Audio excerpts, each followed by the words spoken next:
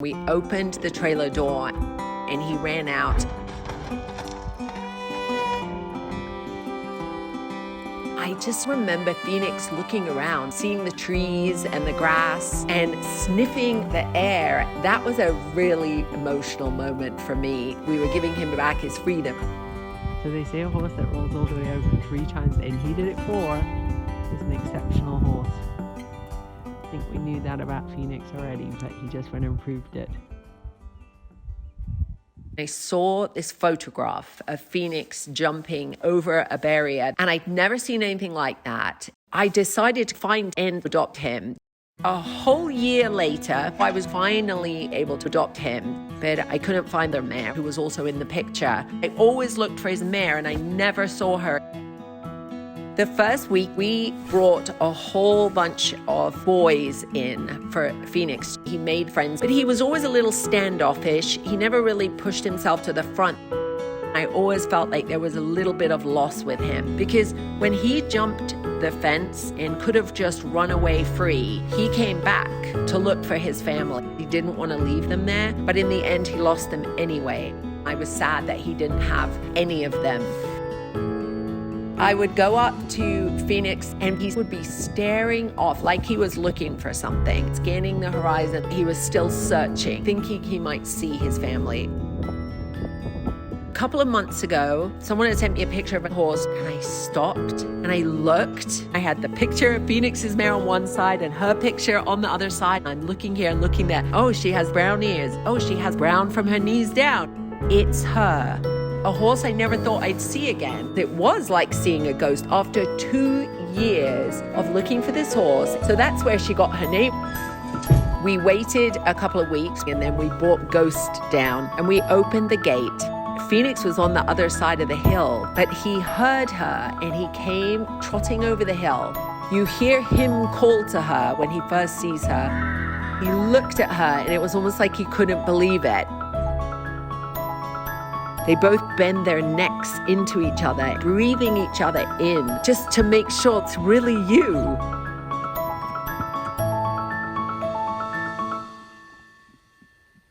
Oh my gosh! Oh my gosh, Phoenix and Ghost back together again! I had tears pouring down my face because these wild horses had been separated for 2 years. And in that moment, it was like they had never been apart. Here's Phoenix and Ghost. Ghost is sticking close to Phoenix. It's like they've never been apart. To wild horses, family is everything. The bonds that they form are so precious and so deep. There isn't any doubt that they know and love each other. They constantly touch their nose to each other just to check they're still there, almost like they don't believe this is real. I see such confidence in Phoenix's walk. I see all that sadness has gone. I'm happier knowing that Phoenix and Ghost are together forever. They get to grow old together, and that's the best thing.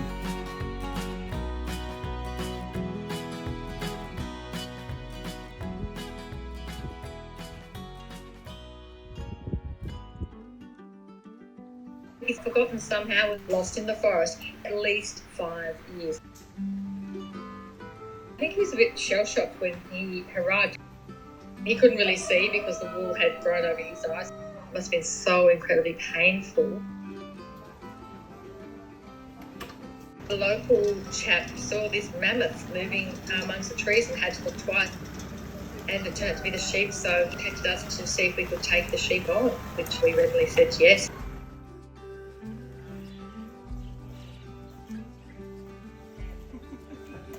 I can't imagine how he survived, but he did.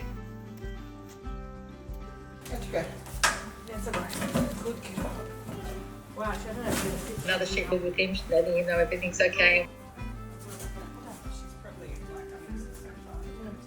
This is a good place to be, old mate. He had over 35 kilos worth of wool on him. That's how long the poor fellow had been out there. We had to get the fleece off, but we knew that was a huge risk to his health and safety, but leaving it on was a greater risk.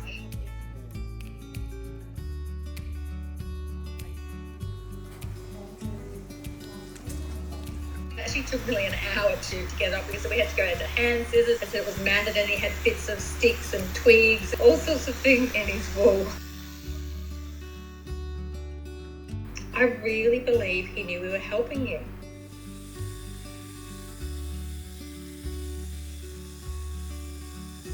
He stood there and let us do it, which was just amazing because he was obviously scared, but he also felt confident in the things that we were doing for him.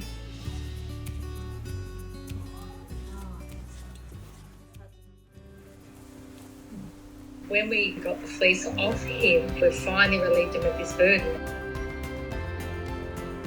As he walked down the alleyway, he started to get stronger in his legs.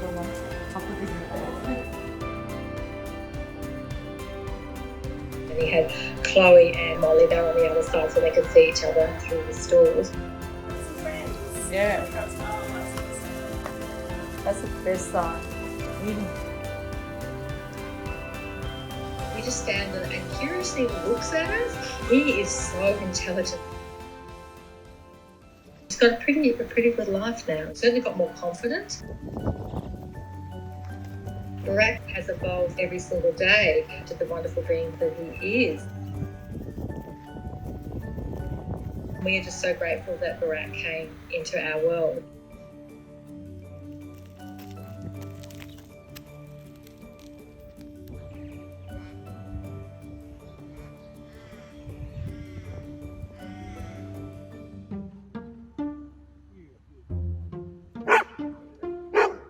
I noticed one day that there was a big, starving-looking dog just kind of poking his head out of the woods. People have a tendency to dump dogs out where we live. What's he doing? Scared to death.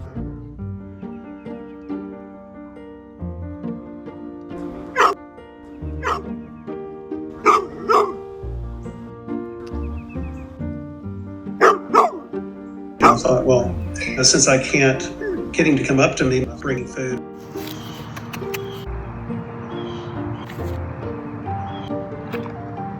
Come on, sweetie, let's go. You can do it. That's a good boy. Good boy. Aw. Good boy. I tried to catch him, I tried and tried. He was an abused dog. He was so afraid that he just would disappear. Scooby! We're just praying. What is he doing? Where is he sleeping? Scooby! Finally warmed up. Scooby! And so then all of a sudden, out of nowhere, you hear it. Come on! That's a good boy! That's a good boy! Then I noticed that he started getting a little bit closer. Come on. Amazing, Marla. This is an amazing breakthrough, I can tell you. What is it, bud? What are you doing? Come on. Let's go get a snack. It's like he adopted us at that point. He's smaller me now. That's good. Oh, what are you doing? What is he doing? That process went on and on. Got closer and closer.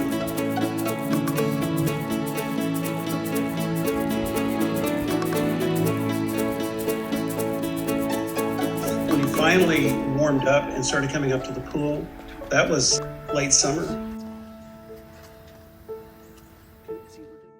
Then he started staying a little bit closer to the house. Scooby! What are you doing? What are you doing? This is how we're greeted when we come home. This little munchkin. He's still skittish even when he starts feeling safe. And then one day I just let Samson, our dog, out, and they were just immediately friends. He's so excited. Oh, Come on, Scooby, you can do it. Good boy. See, he trusts his friend. That's a good boy, Scooby. Look who came in the house today. I can't believe he's in the house, though, can you? No, Pretty amazing. no. I mean, he wouldn't even come near us. for a year.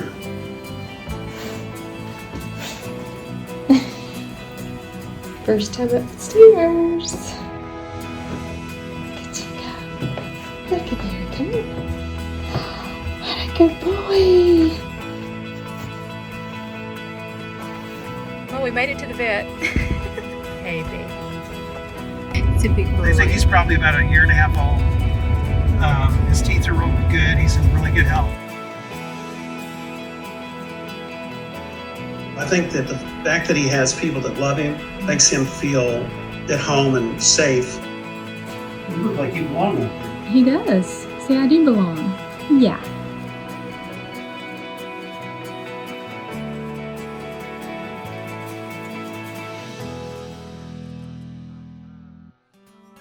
She was trying to flap to get to safety, getting hit by waves after waves.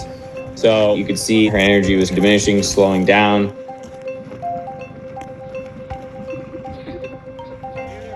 One day, I was out rafting. Once the tidal bore came in, 5 of them took off, and 1 of them remained, which was weird.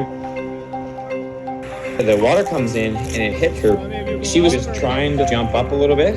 It looked like her feet were almost stuck in the sand.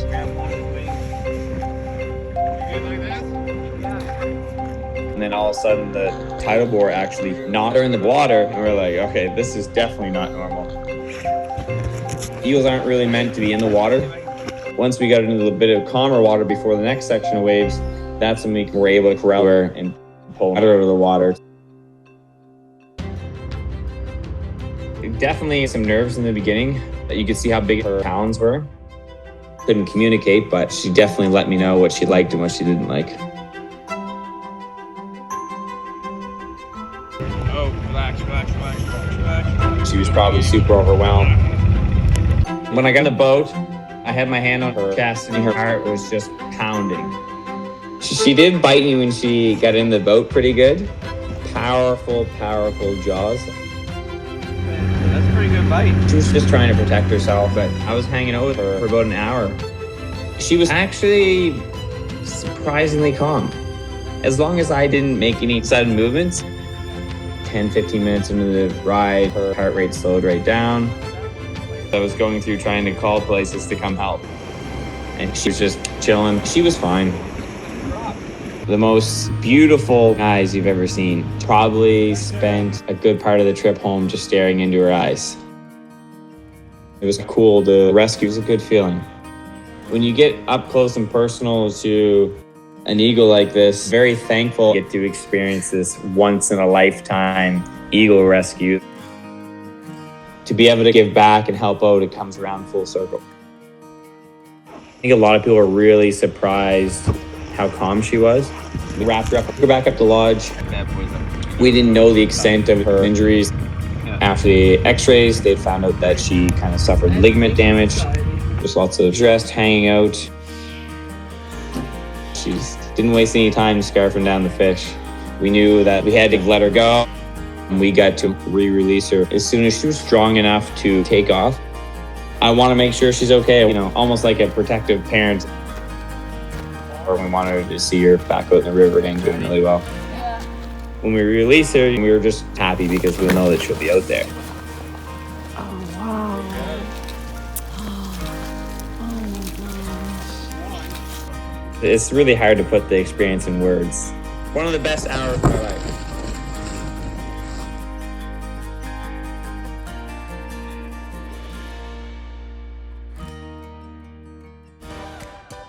He loves belly rubs. He's basically a puppy stuck in the body of a 7-year-old giant horse.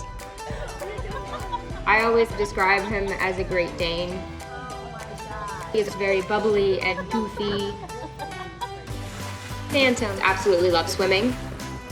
He just drugged me right into the water and was like, this is the coolest thing that I've ever done. Phantom is 7 and he's a Shire. He knows when somebody needs him. One day, we got a new horse come into the rescue.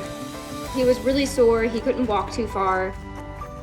Peyton's in his early 30s. His hoof had holes in it. It was really deformed. It needed to be regrown and reshaped. It was so uncomfortable. Phantom absolutely knew that Teton's not going to be able to run around the rest of the field. So Phantom immediately went over and was like, "You're my friend." Phantom, being the big puppy dog that he is, would encourage Teton to get out, walk a little further. When Teton leaves his field, he leaves to visit the vet. He doesn't get to go on many adventures. So we decided to take both Phantom and Teton over to the creek. Since Phantom enjoys being in the water, we thought Teton would enjoy it too. Teton saw Phantom walk right in, and he followed Phantom. As soon as Phantom started splashing, so did Teton. It's really cool how Teton looks to Phantom for examples. Usually it's the younger animals looking to the older generation to learn from, but in this case it's a little bit reversed. While the Gentle Giant staff was handling the medical care for Teton, Phantom was helping from more of a mental and emotional side. He stood with Teton when he had bad days. He pushed Teton a little further. Good boy. Are you playing Fighty Face? That's a fun game. Teton is a different horse today. Oh my goodness. He's become one of the alpha horses in the herd. He went from sad and sulking to running around his field strong, healthy, and happy. Oh. I don't know any two horses that would share as nicely as these guys. Oh. Oh no, you spilled.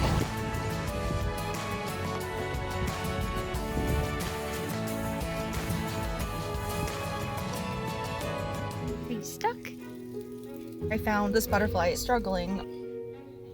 One of his wings didn't develop properly. No, not gonna fly. And I knew I was gonna need to do something. I made nectar by watering down some honey.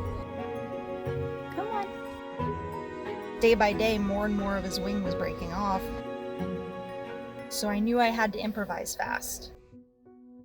I went to a craft store and managed to find one pack of feathers that were about the right size. The feather to match as closely to his good wing as I could.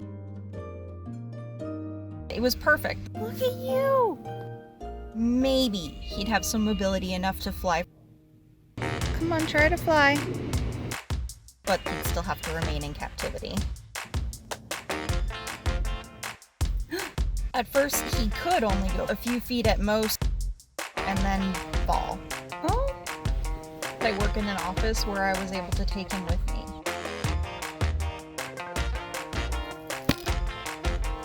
He became Nemo Bucky, the bionic butterfly. And I saw him getting further and further each time.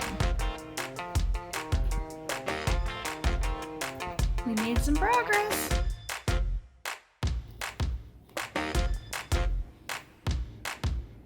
Day by day, improving more and more.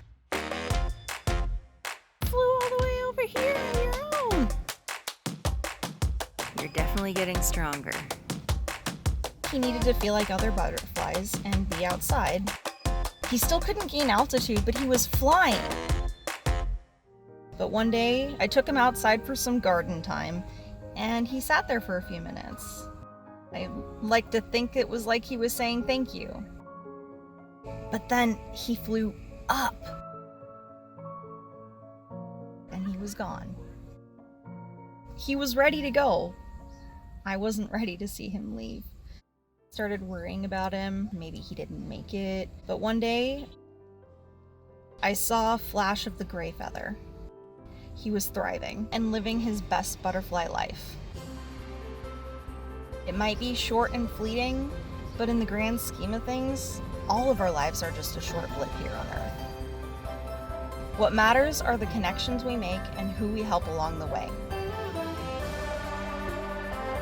He never gave up.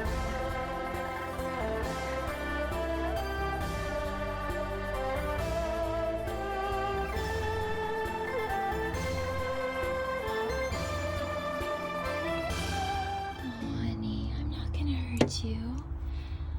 We heard about this dog who would be euthanized. I saw her picture and fell in love. Oh, baby girl. I'm gonna love you forever. She just had no idea what was going on. We're home, baby. This is your new home. Hi, beautiful girl. You ready? This is your new home. And she's gotta put this on. She's gotta put this on. You're home now. Come on. What a good girl. Oh, what a brave girl. This is your new home, baby. Go on in. Yeah, go in. She was very skeptical. She kind of just stopped in the doorway and looked around for a couple minutes before actually entering. Come on, baby. This is your new home. This is it. Then she started to kind of slowly walk around and sniff things.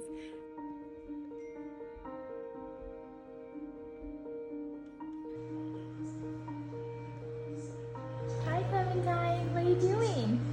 You sitting, staring off into the distance? She would just sit there staring at walls and shaking. I think it was just so overwhelming. He didn't make eye contact for maybe a couple months, and then slowly it was just a little bit of eye contact. Hi, Clementine. What are you doing? Clementine.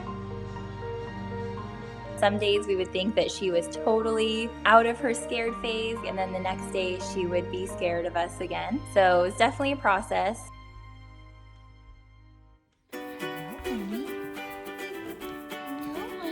We just gave her space and time and enticed her with a lot of treats. Clementine, want a treat? Oh, you know that word already, huh? When she did wander over to us, we would just pet her really gently. Hi, baby girl. What are you doing? You're sitting. You came up on the couch with my mom. It's been just the cutest, sweetest thing watching her kind of come out of her shell. She's come so far. She loves pets on the face. She's improved so much. Her skin, her ears, her face, her weight. We have 2 other dogs. For a couple weeks, they were a little bit skeptical of her, but they indoctrinated her into their pack. They've been inseparable ever since. Her favorite thing is playing with her sister and brother now. Adopting Clementine has changed our lives immensely. Getting her healthy mentally and physically, and just watching her transformation has been the most rewarding experience of my life. I mean, I remember the day that we had to pick her up to foster her and saw her in her full glory. She was 63 pounds. It was kind of even worse than the picture. I said, I just want to try, because with the right person, she could have a chance.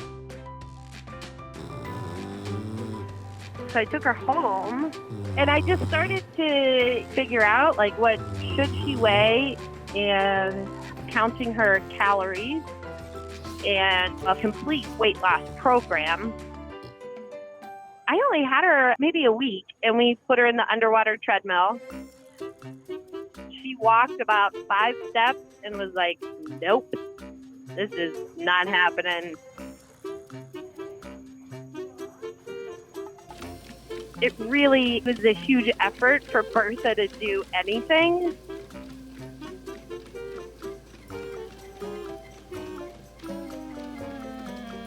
So I had to start getting creative with what I had available. So I filled my tank of the underwater treadmill and had her swim so that she just was doing some kind of exercise. And then after a couple tries, we were able to get her to start walking. So she'd walk for 2 minutes and then stop. So we'd give her a break, and then she'd walk for 2 minutes, stop. When we first started, the life jacket that she wears didn't fasten around her. She was so big, I used a bungee cord to just keep it somewhat in place. So I'm like, I'm going to keep trying, because I know someday this is going to fit. And the day I heard the snap of the life jacket, I cried. You know, because I knew, like, she was clearly losing a significant amount of weight. Go, Bertha! Go, Bertha! Go, Bertha! I remember we had just finished in the underwater treadmill, and she walked past me, and she sat down and actually scratched her ear. Something just so simple, so basic that a dog does every day. And yet she physically was unable to do that because of her weight. When I got her, she didn't even have that opportunity to do simple dog things. And now she does. She's just so happy to be a dog. Bertha's current weight is 29.6 pounds. Here we are a year and a half later, and she won me over, and I adopted her. Bertha got lucky, I got lucky, because we met.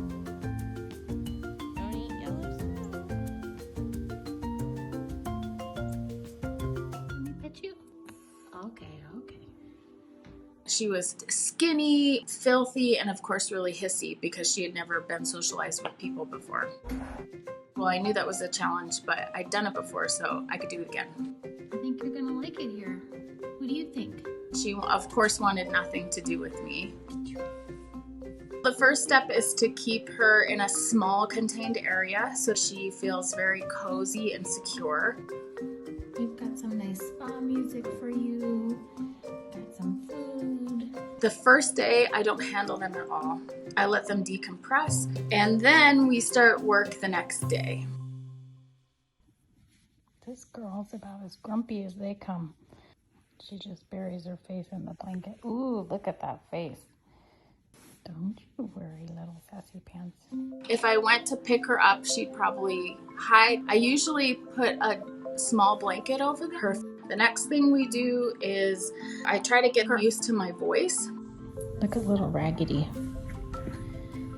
You're so cute. She lets me touch her head. She's gonna get me. And little by little, the more I would pick her up, the better she got at it. Is that purring? Purring? Can we hear it? Ooh, she looks messy. Okay, so this is either going to be the bravest thing I've ever done or the dumbest thing I've ever done. In general, cats don't need baths, but she came to me extremely filthy and matted. So I knew once she calmed down, I could give her a bath. But she doesn't like me still. Okay, here we go. Oh dear. Switch sides here. So this water is so brown. Let's see your face. After the bath, we started brushing, and I found out that she really enjoyed brushing, and she got closer to me. Look at her, look at her. She's getting closer to me. Look at this, look at this. Look at this. Ow! Yeah. Look at this. Look at this. It was then that I knew, okay, I was going to be able to make some progress with her.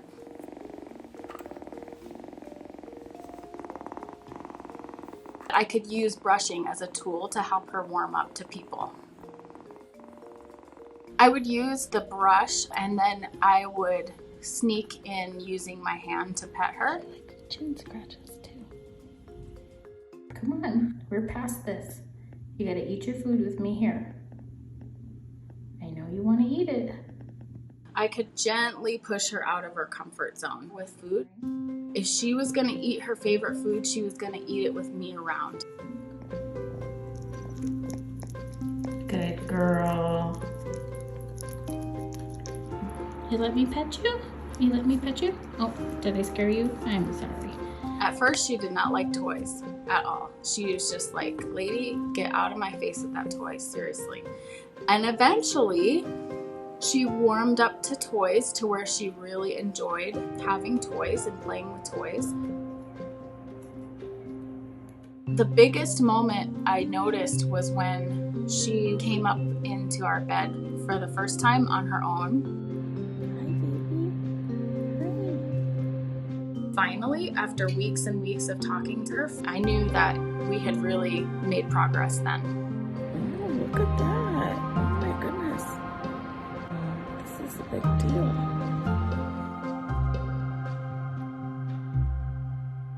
You let me pet you? Good girl.